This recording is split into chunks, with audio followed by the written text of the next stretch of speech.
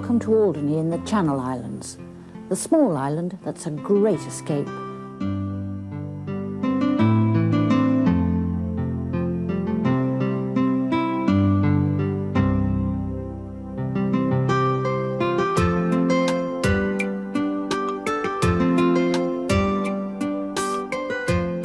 Air services have regular flights from Southampton and the other islands, and flight connections to France. Or you can sail in. Over 7,000 yachts a year visit Alderney. The Harbour Office will gladly give advice, and there's a radar facility and a marine VHF RDF unit.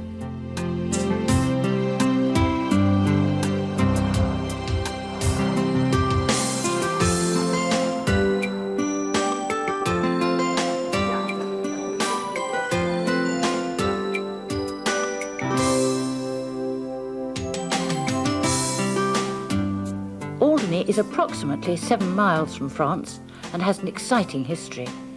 There were early ancient settlements, and the nunnery, as it's known, is supposed to have Roman links.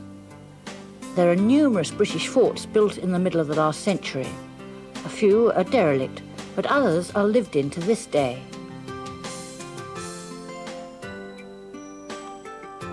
Fort Clonk is owned by the Landmark Trust and can be rented by groups of up to 12 people. It has a wonderful Victorian atmosphere, but be warned, it's frequently cut off by high tides.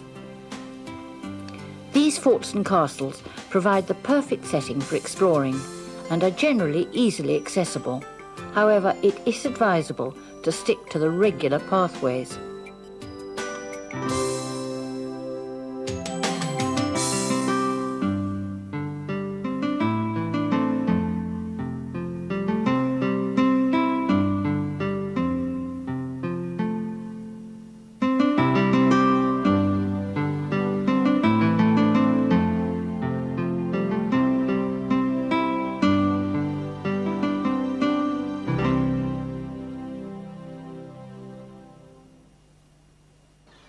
Alderney's one and only town is St Anne's. Perched at the top of Bray Hill, it's a peaceful and delightful little Victorian town that overlooks the harbour and the wonderful views of Bray Bay and Fort Albert. Most of the 2,400 or so population live in and around the town. This is Victoria Street, the main hub of activity. It's a busy place, and it's refreshing to note the complete absence of the usual chains of shops which seem to stereotype just about every town in Britain. Things are different here, slower and more relaxing in a tiny world in its own right. And you can get everything from an Alderney sweater to an Alderney ice cream, a camera to a drink.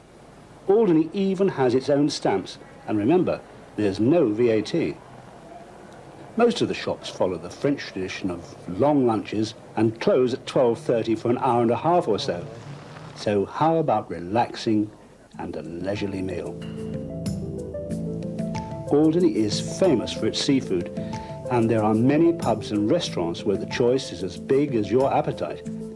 What could be better than to while away a few hours, good food and wine in wonderful surroundings? Incidentally, children accompanied by adults are made welcome in the pubs here. After that gastronomic lunch, you'll probably want to walk it off. You don't have to go far because there's so much to see in the town itself. Many streets have French names, and as you stroll through the picturesque cobble streets of cottages and houses, you can understand why Alderney is in no hurry to change or join the hectic pace of the 20th century. This is the Le Mesurier Tower, named after a famous island family who had, shall we say, an adventurous reputation.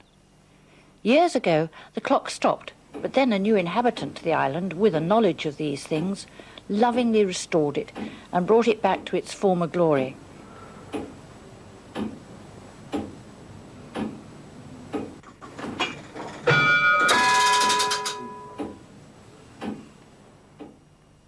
This was once the island school. Now it's the museum, and well worth a visit. There are fascinating exhibits, some hundreds of years old. It's all well displayed with clear information about their origins, and there's a wide selection of books, guides and maps on sale. There's been a great deal of excitement at the museum ever since the discovery of the Elizabethan shipwreck. It was found by chance by local divers just off the island coast in 1992 and has created great interest from many parts of the world. Much has been retrieved from the wreck, including cannonballs, swords, helmets, and there was great excitement when a cannon was brought to the surface. It's the only one of its kind ever found. A trust has been set up to fund the restoration of all these artefacts, and help is always welcomed. There are many periods of Alderney history represented here in the museum, including the Dark Period, when Alderney became Hitler's fortress island during the Second World War, when all but a handful of the islanders were evacuated. Today, there are still the scars on the landscape from the days of the German occupation. The Manet Observation Tower is such an intimidating building, and it's a frightening thought to think that 5 more had been planned. The Germans became obsessed with the fortifications, but in the 5 years they were here, they had only built 40% of what had been projected. Even so, this meant some 86,000 cubic meters of concrete were poured, involving the excavation of thousands of tons of rock. This was extremely hard work and was carried out by forced labour brought to the island, many of whom died. The Hammond Memorial stands as a tribute to those who died, people from many nationalities whose memories still live on.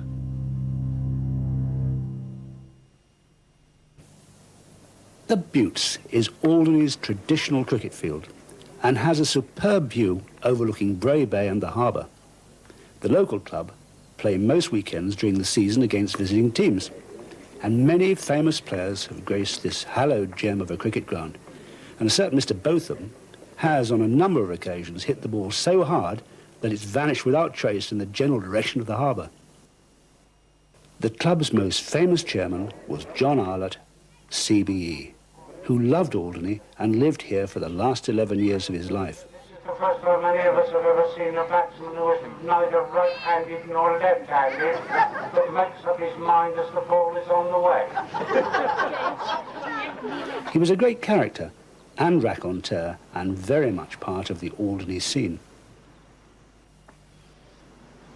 The harbour is on the north coast of the island, around 80 miles due south of the English coast. There's always busy activity here with visiting yachts, cargo and fishing boats.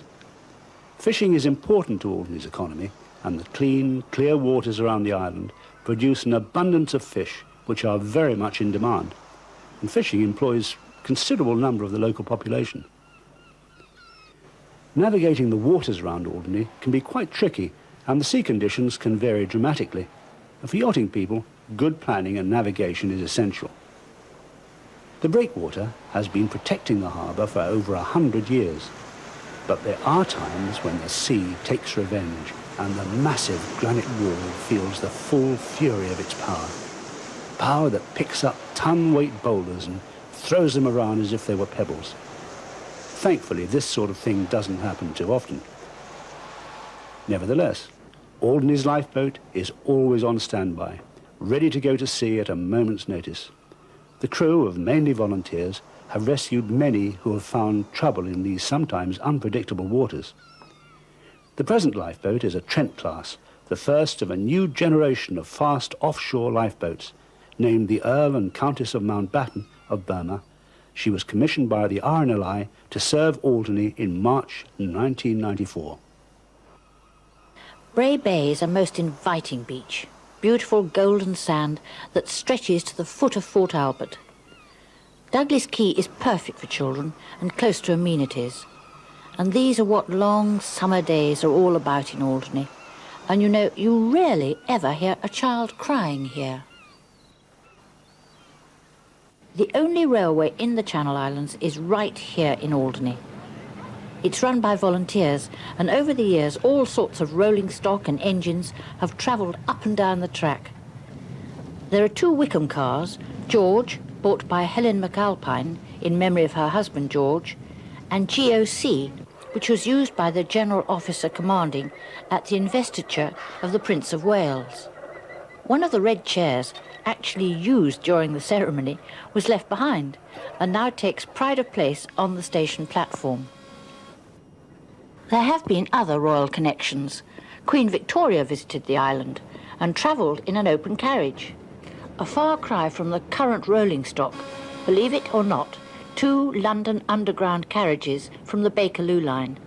It's quite an odd sight to see, and I can tell you that many a London Underground commuter has been fooled into thinking that there's an extensive underground system on the island as well.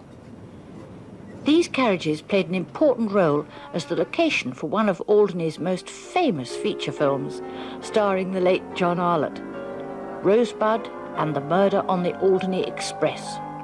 A most exciting epic and well worth tracking down.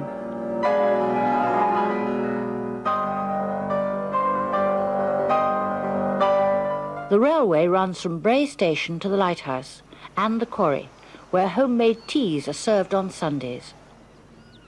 Money Lighthouse overlooks Fort Corblet, and it's one of the few manned lighthouses still in use. There are 2 crews of 3, the principal lighthouse keeper, an assistant, and a local assistant. The foghorns can be heard for miles when the fog comes down, and when it does, there's quite an unbelievable silence, broken only by that distinctive sound.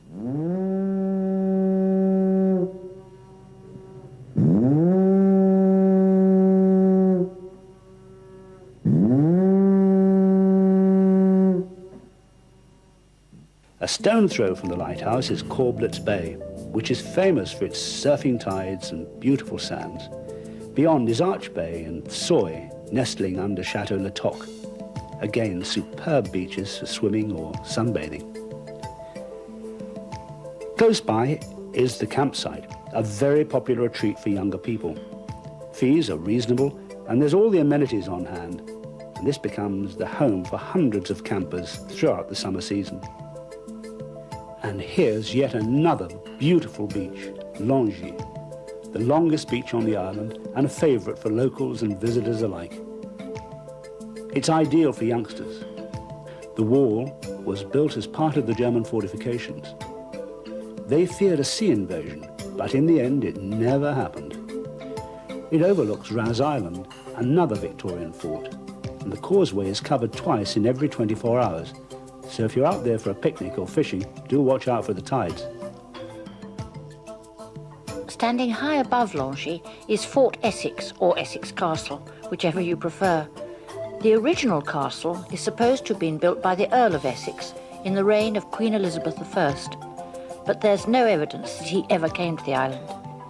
It's split into apartments now and has wonderful views of the French coast. And this is the famous Hanging Rock. It is said that, sometime long ago, a few Guernsey fishermen rowed over, lassoed the rock, and tried to haul Alderney over to Guernsey. Yes, well, they obviously didn't succeed. There were even attempts to blow it up. That didn't work either, so here it stands. Exploring Alderney is never-ending. You can hire cycles or mopeds for the less energetic, or even cars. Whatever you choose, it's all about enjoying everything the island has to offer. There are many sports available, including a tennis club, where visitors are always welcome.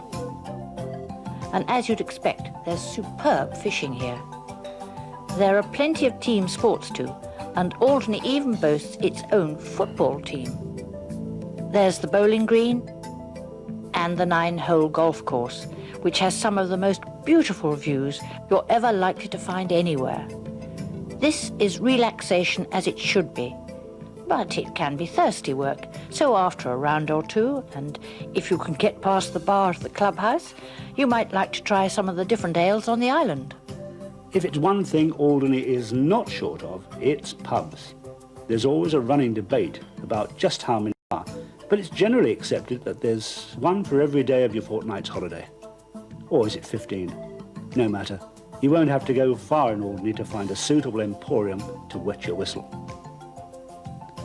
One of the oldest is the Divers at Bray. John Wesley was said to have delivered a sermon from the back of the pub to the people on the sands below. Eating and drinking in Alderney can be an exploration in itself.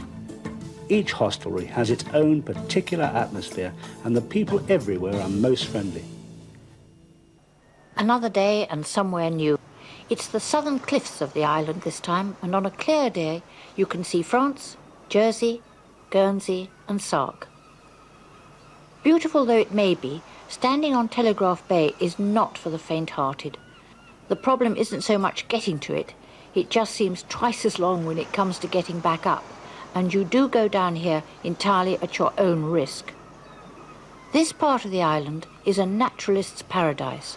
Among the Garden Rocks, as they're called, is the famous Gannet Rock. It's a sanctuary for many wild birds, fulmars, guillemots, kittiwakes, and the ever-endearing puffins. Wildflowers and fauna, too, are abundant along the many pathways on the cliff tops and rougher paths for those who want to get off the beaten track. Either way, it's all quite breathtaking. This is where you can just let the world drift by.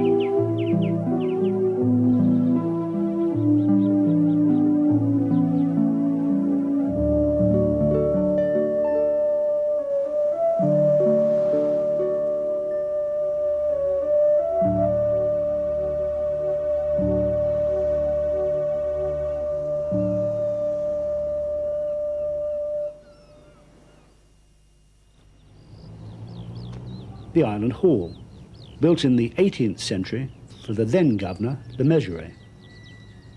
These days there's always something taking place, from theatricals, concerts, sports, jumble sales and coffee mornings. The Island Library is also here and carries an extensive range of reading materials. Close by is the Pottery, a most hospitable place run by a group of friends and where you can watch the pots being made.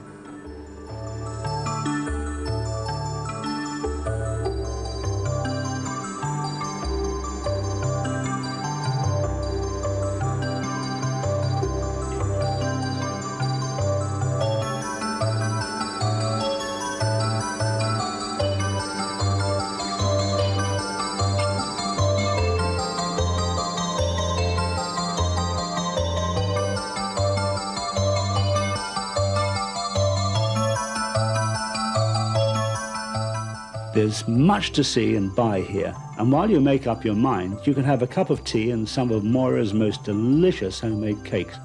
And when she's not baking or juggling, yes, Moira teaches that too, she relaxes while spinning wool to make a wide range of garments.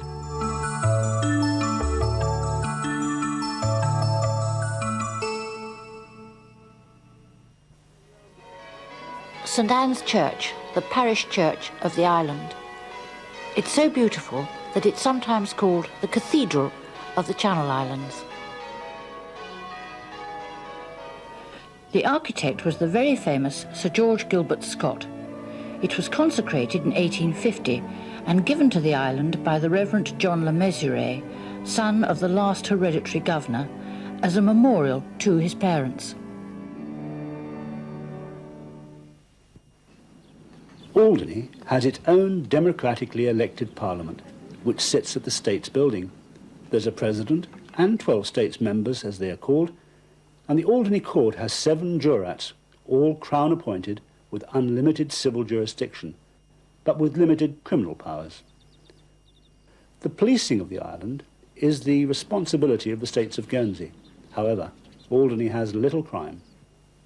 These were the old jail cells that date back to the turn of the century. And of course they aren't used now, but no doubt they hold some interesting stories.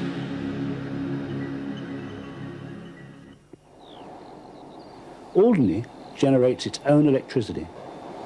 In the power station, the giant turbines work a 24-hour day to meet the ever-growing demand. And this is as close to heavy industry as Alderney gets. Another local employer is Channel Jumpers. This is where nearly all the Alderney sweaters are made. There are many designs and styles, and visiting yacht people can have the names of their boats specially embroidered on hats and sweatshirts. The Journal has been bringing the news to Alderney for over 20 years and keeps islanders and visitors abreast of what's happening. News reports come from many sources, and after layouts of photos and type, the printing's next. That's done here too, as well as many other types of printing for the island. It's all hands to the pump on release day, which is every fortnight. And while the automation may not be quite what you might see with other newspapers, it works a treat. As well as a large island circulation, it's eagerly awaited by avid journal subscribers throughout the world. Alderney has excellent emergency services. There's the fire brigade and St John's ambulance, again mainly staffed by volunteers who gladly give their services. They work closely with the Mignot Memorial Hospital, which is situated above Crabby Bay and Fort Gronay. There's farming too on Alderney, and there's plenty of good grazing for livestock.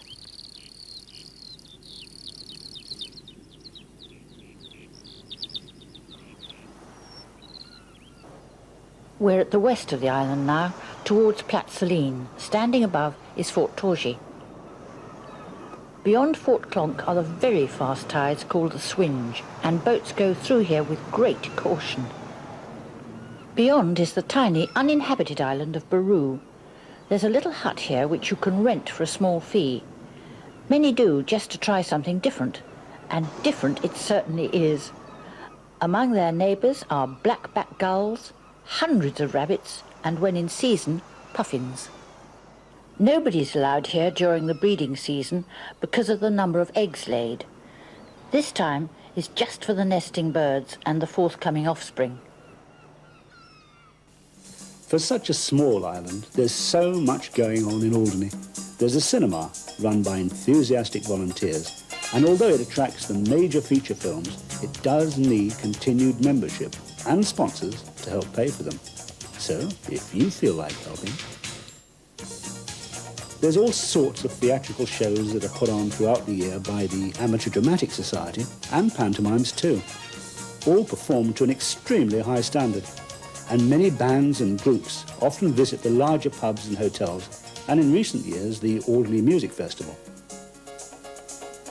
Other major events include the Alderney Fly-In, held around June time, and has attracted in excess of 150 private planes from the UK and Europe for a weekend of serious aircraft talk and stories. There is also the motorcycle hill climb at Fort Torgy, which is now well established each September. Bike riders come from the other islands and the mainland to compete in this unique course, much to the delight of the spectators. There is one very special time in the year when Alderney is transformed. Alderney Week.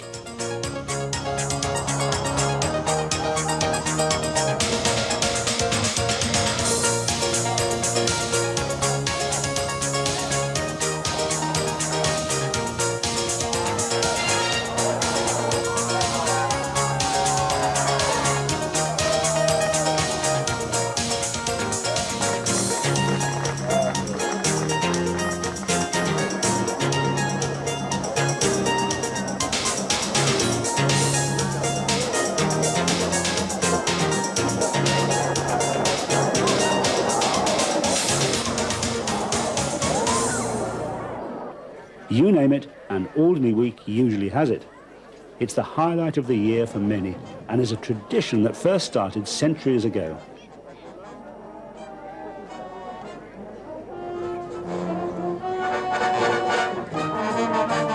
Cavalcade Day is a most colourful sight, and it's not just the locals who take part.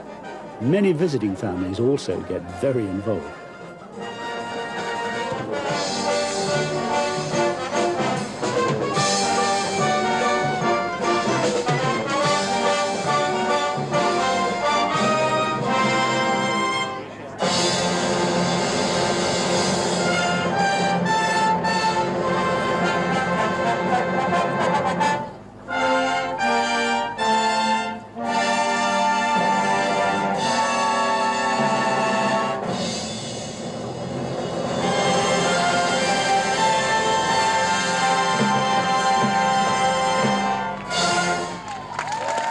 Alderney Week's coordinator, Ray Parkin, has been at the helm of fun and laughter along with his merry band of helpers for 24 years.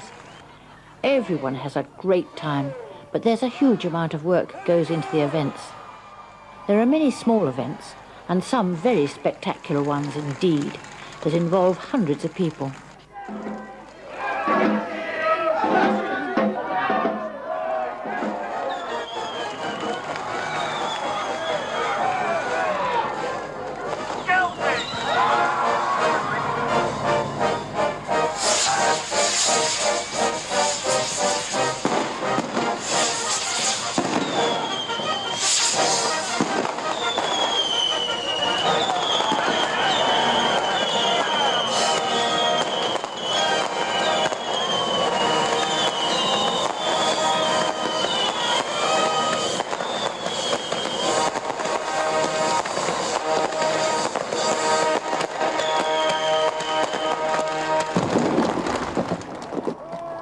Alderney Week is truly a family week, with emphasis on fun and participation for everyone.